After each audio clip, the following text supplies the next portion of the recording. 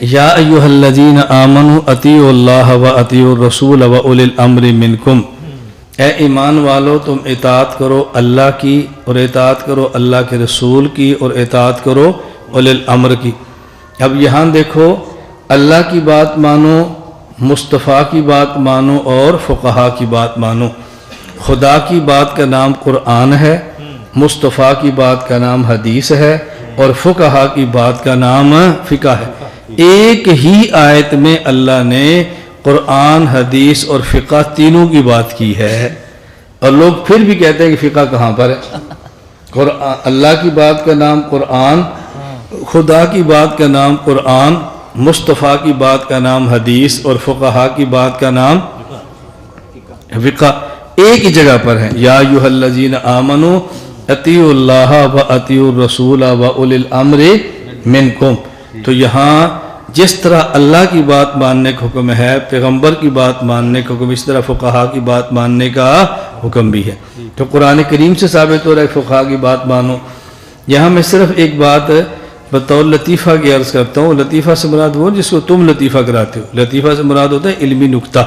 ہمارے ہاں حضرت عمر بن خطاب رضی اللہ تعالی عنہ نے 3 طلاق کو 3 فرمایا، فتویٰ دیا۔ حضرت عمر رضی اللہ تعالی عنہ نے 3 طلاق میں، ایک طلاق کا مسئلہ کی صورت اچھی طرح نکتہ ذہن میں رکھ لیں۔ ابھی چند دن قبل کی بات ہے کہ کینیڈا وہ رہائشی تھے، دونوں خامد بھی پاکستان آئے، اور آپس میں وہ انبن جو لمبا مسئلہ تھا۔ خاتون واپس گئی تو خامد غصے میں آ کر پیچھے سے اپنی بیوی کو نام لے کر کہا، میں تجھے ایک طلاق دینا، تجھے ایک طلاق دینا، تجھے ایک طلاق دینا۔ 3 مرتبہ کہا، میں تجھے ایک طلاق دیتا ہوں، تجھے ایک طلاق دیتا ہوں، تجھے ایک طلاق دیتا ہوں۔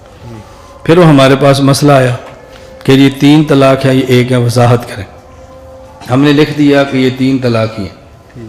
ایک اور دارالفتاء سے فتویٰ آیا کہ جب وہ خود کہہ رہا ہے کہ ایک طلاق، ایک طلاق، ایک طلاق، اور جب شوہر سے پوچھا ہے تو کہتا ہے میری ایک کی نیت تھی، میں نے 2 مرتبہ تاکید کے لیے کہا ہے، تو دیانت کا تقاضا اس کی بات کے مان کو ایک طلاق دی جائے، باقاعدہ فتویٰ بھی دیا۔ میں جو وضاحت کا ذرا وہ سمجھ لیں، اگر کوئی شخص اپنی بیوی کو یہ کہے نا، تجھے ایک طلاق دیتا ہوں، تجھے ایک طلاق دیتا ہوں، تجھے ایک طلاق دیتا ہوں، ہمارے فقہا کہتے ہیں کہ یہ دیانتاً ایک ہے۔ اس سے پوچھو بھی کتنی تھی، وہ کہتا ہے میں نے ایک ہی طلاق دی ہے، یہ جو 2 بار میں نے کہا تاکید کے لیے کیا، میرا ارادہ ایک کا تھا۔ فقہا کہتے ہیں کہ دیانتاً ایک شمار ہوگی۔ یہ دیانتاً کیا ہے؟ یہ دیانتاً نہ سمجھنے کی وجہ سے فتویٰ دینے میں غلطی ہو جاتی ہے۔ دیانتاً کا معنی یہ ہوتا ہے ایک بندے نے اپنی بیوی سے 3 مرتبہ کہا، اور وہ کہتا ہے میری نیت ایک طلاق کی تھی، یہ 3 مرتبہ جو میں نے کہا نا نیت ایک کی تھی، میں نے تاکید کے لیے 3 بار کہا۔